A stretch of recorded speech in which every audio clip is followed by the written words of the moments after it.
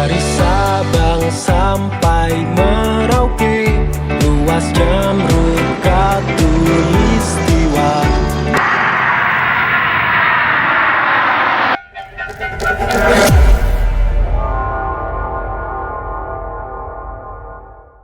Lahan tak terolah merata, transmigrasilah solusinya. Sing-singkan lenganmu, ayunkan bahumu, transmigrasi hebat Indonesia. Assalamualaikum warahmatullahi wabarakatuh. Selamat pagi, salam sukses untuk para pemirsa Ruang Siar Menoreh. Episode kali ini kita spesial menghadirkan narasumber dari Dinas Tenaga Kerja dan Transmigrasi Kabupaten Ponorogo. Hadir di ruang kita Pak Nur Wahyudi, Pak Kepala Dinas. Selamat pagi. Selamat pagi Pak. Kemudian Pak Kepala Bidang Transmigrasi Pak Heri Widodo. Selamat datang Pak di Ruang Siar Menoreh. Nah, episode kali ini kita akan fokus bicara tentang transmigrasi Pak. Bisa diberikan pencerahan Pak Nur, transmigrasi ini kan sebenarnya sudah lama nggak terdengar ya. Apakah masih ada? Kalau masih ada, mungkin kuotanya atau persyaratannya bagaimana? Monggo disampaikan Pak. Terima kasih. Barangkali sebelum saya menyampaikan, salah satu urusan yang diampu Dinas Tenaga Kerja dan Transmigrasi di nomenklatur masih ada urusan transmigrasi. Berarti masih ada. Ya, ini menunjukkan masih eksis, masih ada. Walaupun tentunya nanti tetapinya gimana ya Pak Heri ya. Ini transmigrasi itu masih ada. Kemudian kalau kita lihat ternyata kegiatan transmigrasi itu sampai dengan saat ini sudah berusia 73 tahun ya Pak Heri ya. Wah, program yang tahun, karena pertama kali pemberangkatan transmigrasi itu di bulan Desember tahun 1950. Ya. Ini pertama kali ke wilayah Lampung yang pada saat itu pemerintah itu menjanjikan lahannya 4,5 sampai 5 hektar. Ya. Fasilitas yang diberikan pemerintah waktu itu. Waktu itu. Kemudian dalam sejarahnya Kulon Progo itu pengiriman transmigran ini lebih banyak ke wilayah Sumatera, paling banyak Sumatera, Kalimantan, kemudian Sulawesi. Dan ini juga terbukti kemarin itu ada transmigran karena ada pembangunan Waduk Sermo yang khususnya ke Bengkulu ya, Taktoy itu datang ke khusus datang ke sini ya. Sudah 40 tahun kalau nggak keliru ya. Dia pengen melihat waduknya itu yang kemarin dulu ditinggalkan itu seperti apa. Itu ada kemarin kolaborasinya dengan Dinas Pariwisata. Kemudian tapi seiring dengan perjalanannya waktu ini semakin lama juga semakin sedikit. Kemudian di wilayah Sumatera itu kelihatannya sudah penuh. Ini alihnya ke Indonesia Timur. Kemudian kuotanya pun semakin lama, kalau dulu itu ratusan, kemudian puluhan. Nah sekarang ini tahun 2022 satuan. Walaupun sebenarnya kalau memang sungguh-sungguh bekerja di lokasi transmigrasi itu memang menjanjikan. Ini itu sekilas tetap masih ada. Masih jalan walaupun tidak setenar dulu. Dulu banyak orang yang sukses setelah transmigrasi kan. Mungkin pengurangan kuotanya juga mungkin ya bisa jadi karena lahannya memang sudah kurang, penduduknya yang transmigrasi juga sudah banyak, mungkin peminat juga bisa jadi berkurang ya. Mereka lebih suka keluar daerah tapi dalam rangka bekerja kan bertransmigrasi. Begitu ya. Oke, Pak Kabid, Pak Iri, nah, monggo disampaikan kepada netizen ini terkait dengan persyaratannya, tata caranya, mungkin kuota tahun ini kalau ada, monggo disilakan. Terima kasih Pak. Jadi yang paling pokok tadi kan sudah disampaikan, intinya transmigrasi ini masih ada. Masih ada. Kemudian yang paling penting ini Pak Senijo, transmigrasi ini gratis. Gratis, tidak bayar. Nah, sekarang tidak keluar uang sepeser pun. Sekarang zamannya pemerintah semua harus gratis. Ya. Nah, terkait dengan persyaratan untuk transmigrasi ini memang yang kita utamakan tentu warga Kulon Progo, Ya. WNI, kemudian warga Kulon Progo. Kalau tidak orang Kulon Progo, ya mohon maaf karena juga di Disnaker Trans kabupaten kota yang lain kan juga menyelenggarakan. Iya, bisa melalui kabupaten masing-masing ya. Betul, ya. Jadi memang kemarin ada warga di luar Kulon Progo yang datang. Nah ini mohon maaf, kami hanya melayani untuk warga Kulon Progo. Iya, iya. BKTP Kulon Progo. Kemudian sudah menikah. Nah, kalau jomblo nggak boleh. Nggak boleh. Memang kemarin itu ada yang datang karena mungkin habis bercerai gitu loh Pak. Ya. Ingin lekas meninggalkan pasangannya yang kelihatan itu, terus saya ingin transmigrasi aja Pak. Jadi nggak boleh, harus cari pasangan. Oh gitu ya. Itu syarat ya. Ya syaratnya harus berkeluarga. Kemudian tentu kalau yang sudah menikah itu kan usianya sudah dewasa. Meskipun dalam undang-undang ketransmigrasian ini juga dibatasi usianya 18 sampai 50 tahun. 18 minimal. Sampai 50 tahun. 50 tahun maksimal. Ya, karena kalau sudah lebih 50 tahun itu nanti tenaganya untuk menggarap lahan hampir sudah berkurang ya. Sudah loyo. Dipastikan pada usia produktif. Ya, betul. Ya. Meskipun yang datang itu ya kadang ada yang sudah pensiunan PNS gitu Pak. Udah 60, saya masih kuat gitu. Tapi kami tidak bisa mengukur. Masih ada yang minat ya Pak ya? Masih ada ya. Jadi itu tadi mohon maaf Pak, tapi yang minat itu ya di samping memang betul-betul anak muda yang baru berkeluarga, tapi juga di luar itu ada yang tadi sudah sepuh tapi masih merasa sehat gitu. Ya. Itu mohon maaf ini tidak bisa. Jadi di dinas tetap ada seleksinya ya. Ya, seleksinya ya jangan. Nah, untuk memastikan bahwa transmigrasi ini benar-benar nanti berhasil kan. Tidak sekedar pergi lalu nanti nggak tahu di sana bagaimana. Ya betul. Selain tadi kan harus berkeluarga, ada usianya 18 sampai 50. Ya betul. Ada lagi tidak boleh yang pernah transmigrasi Pak. Belum pernah transmigrasi. Belum pernah transmigrasi karena disinyalir kan ada modus pendaftar ini ya yang istilahnya kalau dari kami ini ulang-alik. Apa? Ulang-alik. Ulang-alik. Ya, jadi di sana mungkin sudah selesai jaduknya, jatahnya. Wah, daftar lagi. Ya, betul. Di sana dapat jadum lagi. Ya, selesai pulang lagi. Karena dari jaduk. Ya. Karena gini Pak, kalau pendudukan di lokasi tran itu kan otomatis langsung pindah gitu. Iya. Langsung KTP sana ya. Iya, langsung masuk KTP sana. Nah, yang ngurus dinas berarti. Ya. Yang ngurus dinas. Atau otomatis itu?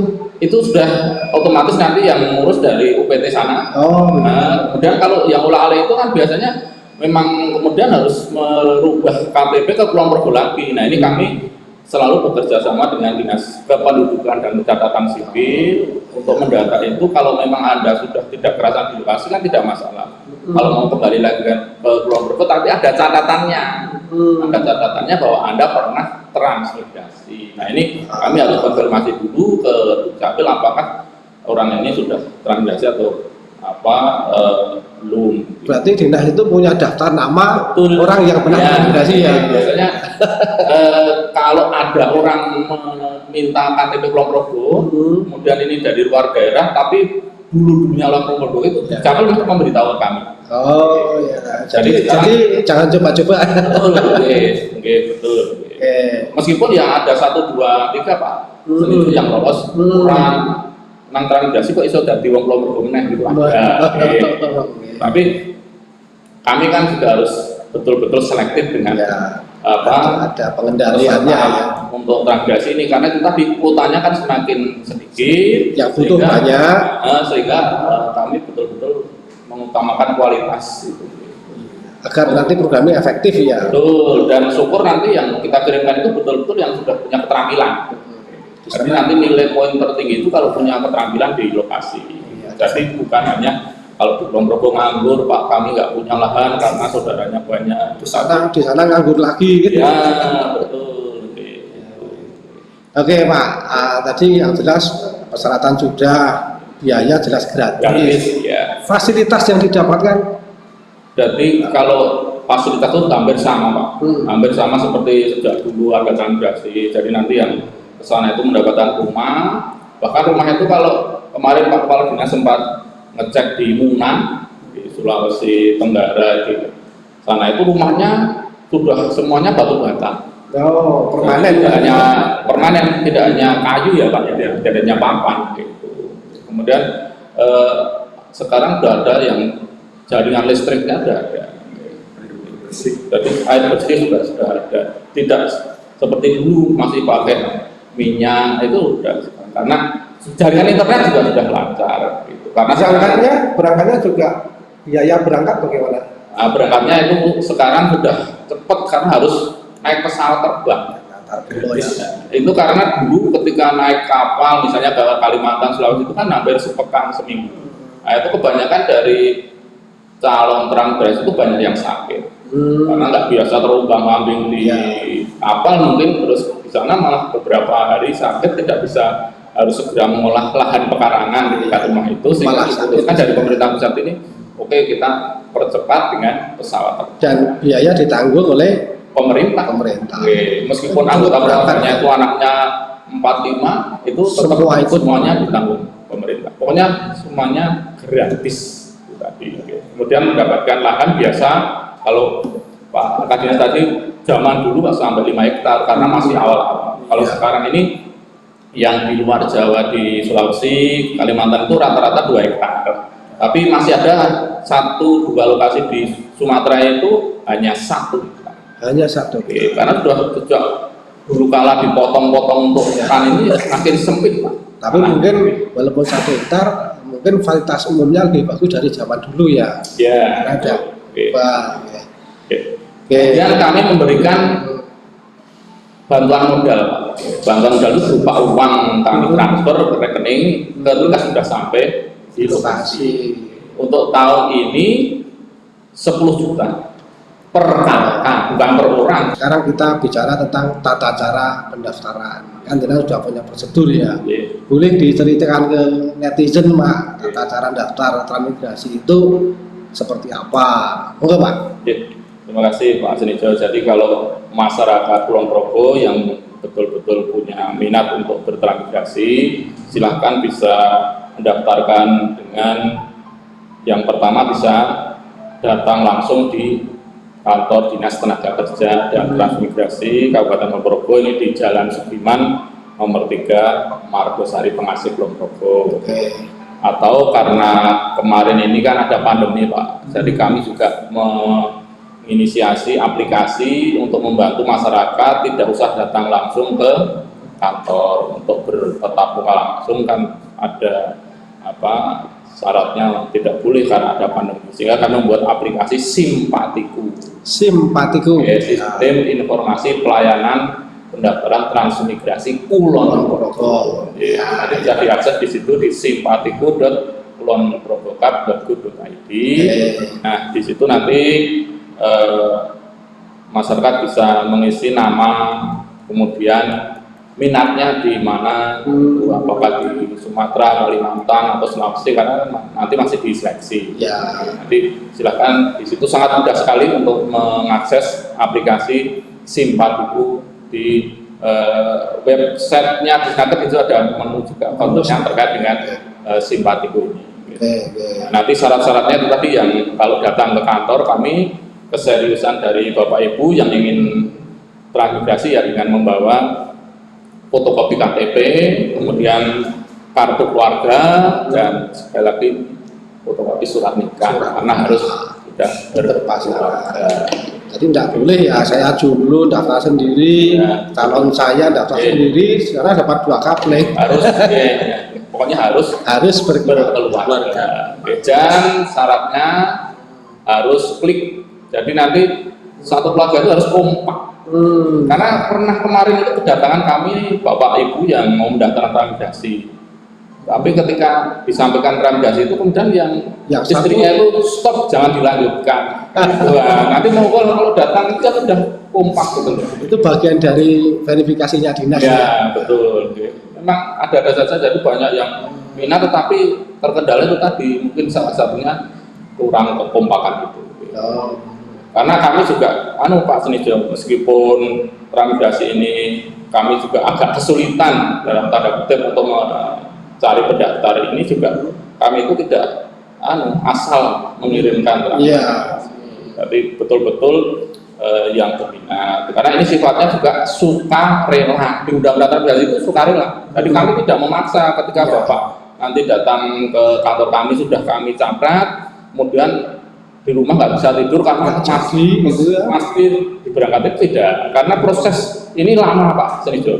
Misalnya bulan ini atau kemarin Januari itu daftar, kemudian nanti bulan depan itu mau diberangkatkan, prosesnya lama, prosesnya hampir setahun. Karena pemberangkatan ini di bulan Desember paling akhir dan paling cepat ini Oktober. Jadi triwulan 4. Prosesnya ya sepanjang sekali, sehingga bisa saja ketika di awal tahun ini Bapak A ini mantep, tetapi karena lama menunggu bisa saja berubah pikiran. Karena mungkin sudah dapat kerjaan, itu sudah biasa kan. Tadi kan di depan disampaikan ketika daftar melalui aplikasi bisa minatnya di mana gitu. Iya, betul. Nah, kalau misalnya dia daftar minatnya di Sumatera, tapi yang tersedia di Sulawesi, bagaimana seperti ini? Nah, kami akan melihat apakah kuota yang diberikan ini sudah banyak peminatnya atau belum. Kalau belum ya nanti kita tawarkan ini loh, mohon maaf kalau yang di Sumatera itu tidak ada, adanya di Sulawesi. Misalnya contohnya kemarin ini kita kirim 2 kakak di Mahalona.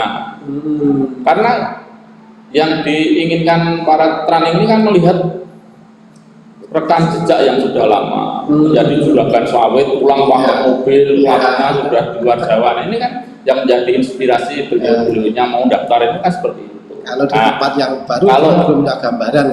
Kemudian ditanya Pak Heri, kalau kami mendaftar di Mahalona ini komoditas yang bisa membuat kami untuk bisa eksis meningkatkan kesejahteraan apa? Gitu.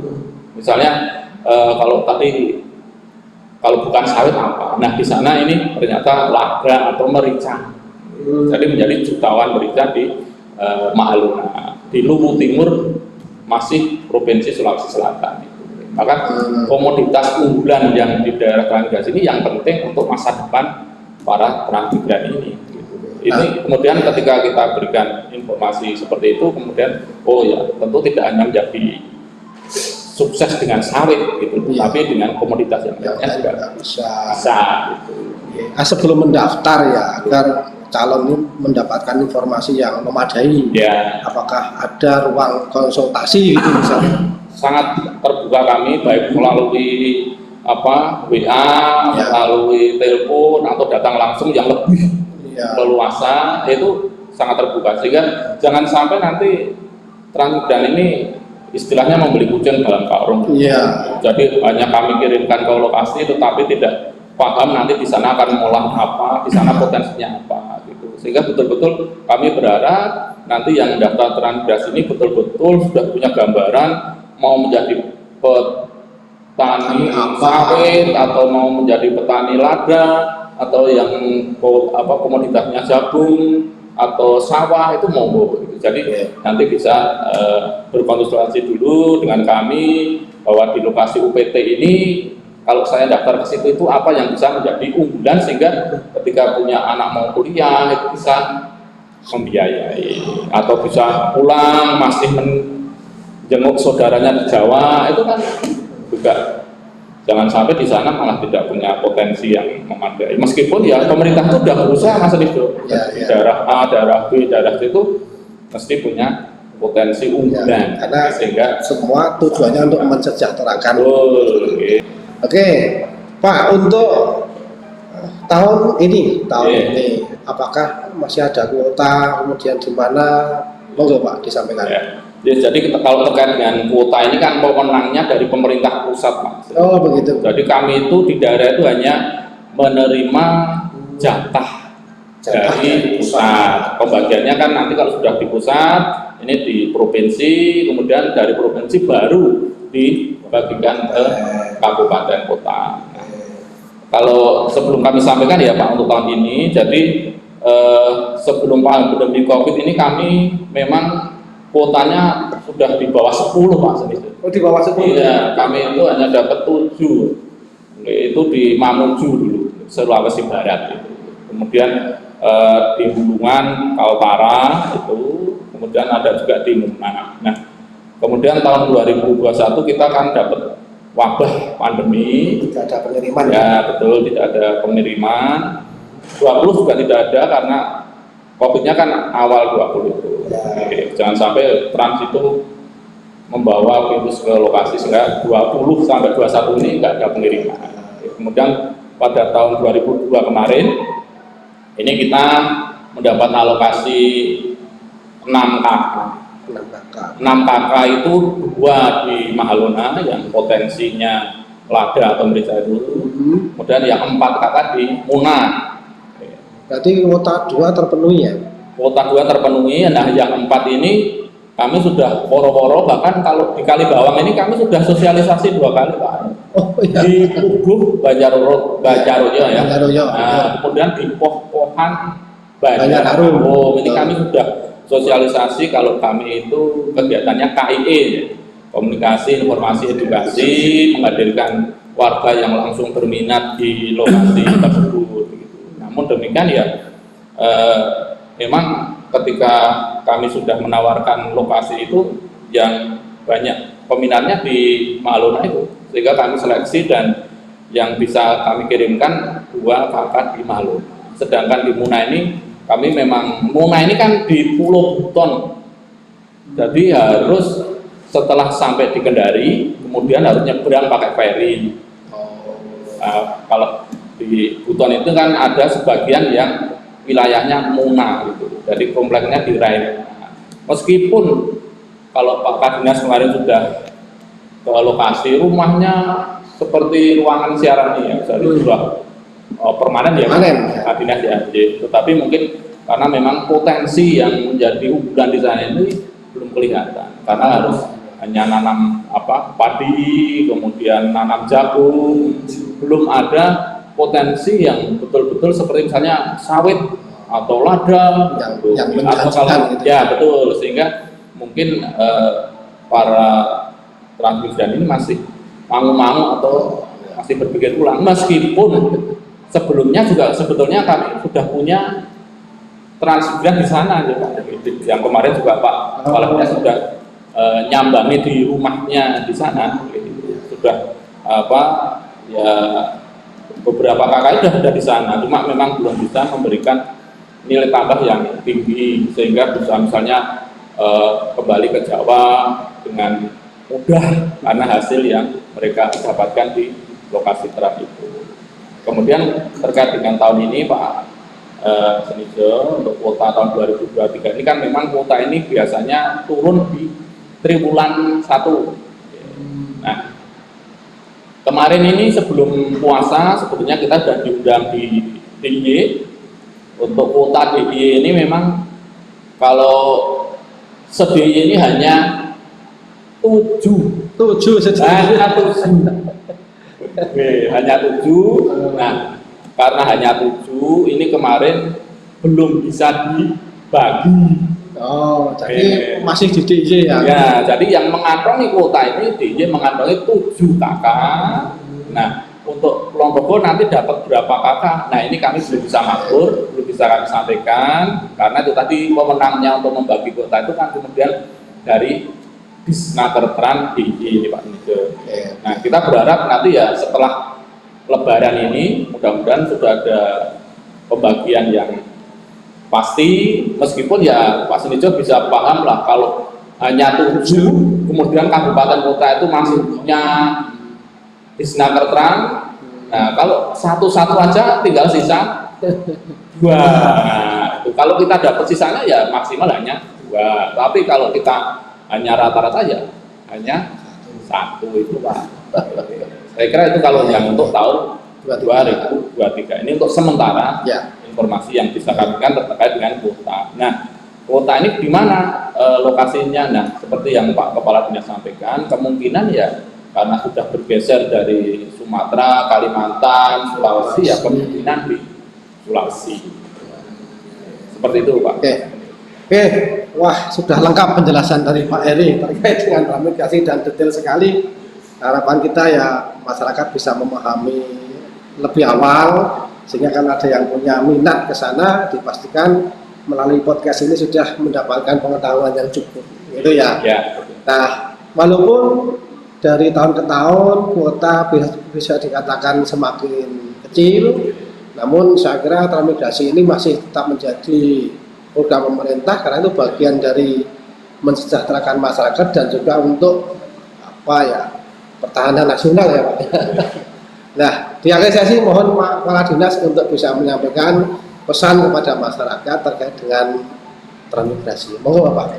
Ya, satu hal yang barangkali menambah apa yang disampaikan oleh Pak Kabit, ya, untuk lebih meningkatkan pengetahuan dan keterampilan calon transmigran. Ini sebelum pemberangkatan, ini memang ada pembekalan pelatihan yang dilaksanakan oleh Balai Besar Pelatihan dan Pemberdayaan Masyarakat, miliknya Kementerian Desa, Daerah Tertinggal dan Transmigrasi. Jadi cara pengolahan lahan yang tentunya itu disesuaikan dengan lahan calon lokasi transmigran. Dan untuk yang terakhir, barangkali perlu kami sampaikan pada semua warga masyarakat yang minat untuk transmigrasi, ayo transmigrasi untuk meningkatkan kehidupan dan kesejahteraan yang lebih baik di masa yang akan datang. Itu saja Pak Senijo. Terima kasih Pak Nur Wahyudi, Pak Heri Widodo telah hadir di ruang siar menengah ini. Kami yakin informasi yang diberikan dapat memberikan pencerahan kepada masyarakat. Namun kami masih nanti berharap bisa hadir kembali di ruang ini dengan tema yang berbeda. Terima kasih. Selamat menjalankan tugas yang lain dan assalamualaikum warahmatullahi wabarakatuh. Waalaikumsalam. Nyata membangun negeri, transmigrasi, bukti kita mandiri, transmigrasi, kekuatan bangsa, transmigrasi, bukti Bhinneka Tunggal Ika.